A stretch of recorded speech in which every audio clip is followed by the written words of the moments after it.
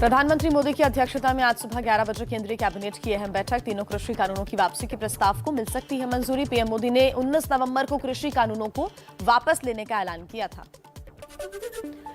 कांग्रेस नेता सचिन पायलट का बड़ा बयान, कहा कृषि कानूनों को रद्द करने से खत्म नहीं होगा मोदी सरकार के प्रति किसानों का अविश्वास। आगामी चुनावों में बीजेपी को भुगतने पड़ेंगे नतीजे। बीएसपी सुप्रीमो मायावती ने कहा, यूपी के सभी जिलों में हमारी पार्टी चुनावी अभियान में लग गई है।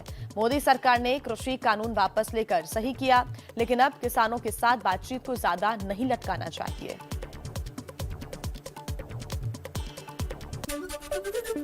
किसानों के अल्टीमेटम के बाद केंद्रीय गृह राज्य मंत्री अजय मिश्रा टेनी ने कार्यक्रम रद्द किया। टिकैत ने लखीमपुर में चीनी मिल के उद्घाटन समारोह में टेनी के जाने का विरोध करने का ऐलान किया था।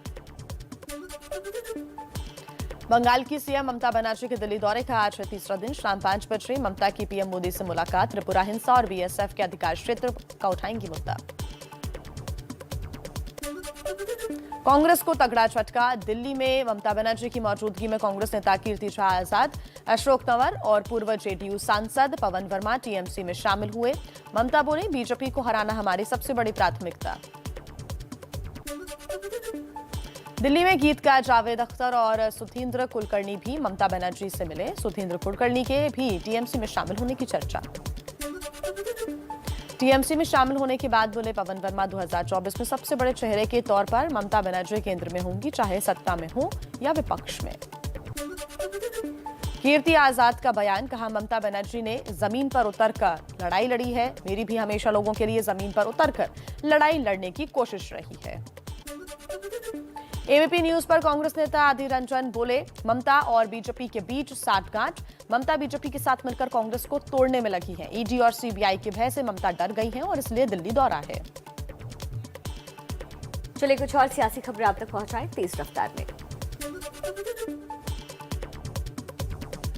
यूपी चुनाव के लिए समाजवादी पार्टी और आरएलडी के बीच सीट बंटवारे पर सहमति बनी। आज गठबंधन का ऐलान भी संभव। अखिलेश यादव का ट्वीट, लिखा जयंत जी के साथ बदलाव की ओर। जयंत ने लिखा बढ़ते कदम। सूत्रों के मुताबिक आरएलडी को समाजवादी पार्टी 30 से 35 सीट दे सकती है। जयंत चौधरी ने डिप्टी सीएम का पद भी मांगा। समाजवादी पार्टी के संस्थापक मुलायम सिंह यादव बोले, देश में महंगाई, बेरोजगारी और भ्रष्टाचार सबसे बड़ी समस्या। यूपी के लिए समाजवादी पार्टी ने सबसे ज्यादा काम किया। यूपी के जेवर में अंतर्राष्ट्रीय एयरपोर्ट का कल शिलान्यास करेंगे प्रधानमंत्री नरेंद्र मोदी। नाम होगा नोएडा इंटरनेशनल एयरपोर्ट। यूपी देश का पहला राज्य होगा जहां 5 अंतर्राष्ट्रीय हवाई अड्डे हो जाएंगे। यूपी के सीएम योगी आदित्यनाथ ने नोएडा अंतर्राष्ट्रीय हवाई अड्डे के शिलान्यास की तैयारियों का जायजा लिया। अखिलेश यादव पर साधा निशाना, कहा कुछ लोग अकल से पैदल हो गए हैं, हर प्रोजेक्ट पर अपने दावे पेश करते हैं। कानपुर में सीएम योगी का ओवैसी पर हमला, कहा समाजवादी पार्टी का एजेंट बनकर ओवैसी बिगाड़ रहे हैं माहौल। लोगों को भड़काया तो चाचा जान अब्बा जान से सख्ती से निपटेगी सरकार। कानपुर में बूथ अध्यक्षों के सम्मेलन में जेपी नड्डा का अखिलेश यादव पर निशाना, कहा समाजवादी पार्टी परिवारवाद से प्रेरित। जिन्ना को याद करने वालों को राष्ट्रवादी मुंहतोड़ जवाब देंगे। मिशन यूपी पर बीजेपी अध्यक्ष जेपी नड्डा की सिख वोटरों को साधने की कवायद। कानपुर के गुरुद्वारे में सीएम योगी के साथ मत्था टेका। यूपी विधानसभा चुनाव जीतने के लिए एक्शन में बीएसपी सुप्रीमो मायावती। पार्टी कैडरों के साथ बैठक में 86 सुरक्षित सीटों को जीतने की रणनीति पर मंथन किया। राष्ट्रपति रामनाथ कोविंद का आज से 2 दिवसीय कानपुर दौरा। आज चौधरी हरमोहन सिंह यादव की जयंती समारोह में करेंगे शिरकत। कल हरकोट बटलर प्रौद्योगिक विद्यालय के शताब्दी समारोह में शामिल होंगे। अब रक्षा मंत्री राजनाथ सिंह का मिशन यूपी। 25 नवंबर को सीतापुर और 27 नवंबर को जौनपुर में बूथ अध्यक्षों के सम्मेलन को करेंगे संबोधित, देंगे जीत का मंत्र। पंजाब में शिक्षकों से दिल्ली के सीएम अरविंद केजरीवाल का बड़ा वादा। गेस्ट टीचर्स को पक्की नौकरी देने समेत 8 गारंटी दी। कहा सरकार बनते ही शिक्षकों के सारे खाली पद भर दिए जाएंगे।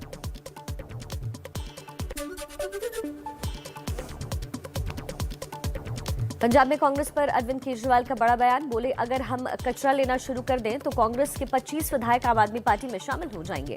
2 से 3 सांसद भी हमारे संपर्क में हैं। और अब कुछ और खबरें आपको बता देते हैं फटाफट अंदाज में।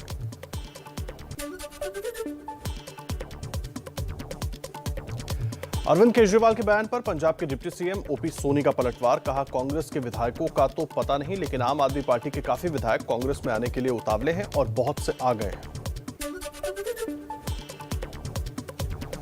आम आदमी पार्टी ने पंजाब के सीएम चरणजीत सिंह चन्नी का पोस्टर जारी किया। लिखा, नकली केजरीवाल। सोमवार को केजरीवाल ने रैली में कहा था, मेरी नकल कर चन्नी कर रहे हैं ऐलान।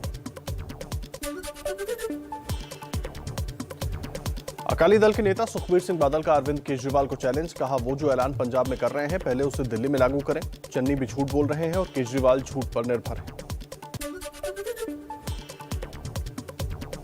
पंजाब में कृषि कानूनों की वापसी भी नहीं दूर कर पाएगी बीजेपी। अकाली दल की दूरी। सुखबीर सिंह बादल ने कहा, बीजेपी से नहीं मिलाएंगे हाथ, सिर्फ बीएसपी के साथ गठबंधन। पंजाब में चरम पर सियासी झगड़ा। कैप्टन अमरिंदर सिंह ने सीएम चरणजीत सिंह चन्नी पर बोला हमला। कहा, अकाली दल से मैं नहीं चन्नी मिले हुए थे। 2007 में निर्दलीय चुनाव जीतने के बाद चन्नी ने अकाली दल को समर्थन दिया था।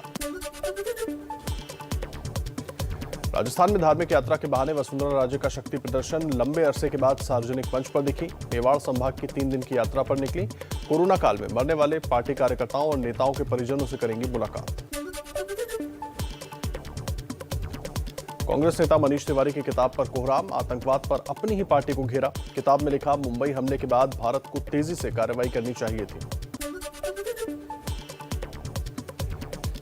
बीजेपी प्रवक्ता गौरव भाटिया का कांग्रेस पर निशाना। कहा, तत्कालीन यूपीए सरकार ने देश की सुरक्षा से खिलवाड़ किया। कांग्रेस को देश की चिंता नहीं। मनीष तिवारी ने किताब में सच कबूला।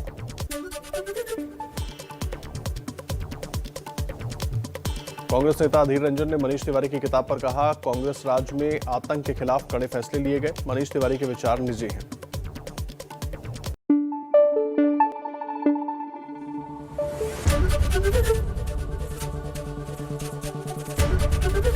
एबीपी न्यूज आपको रखे आगे।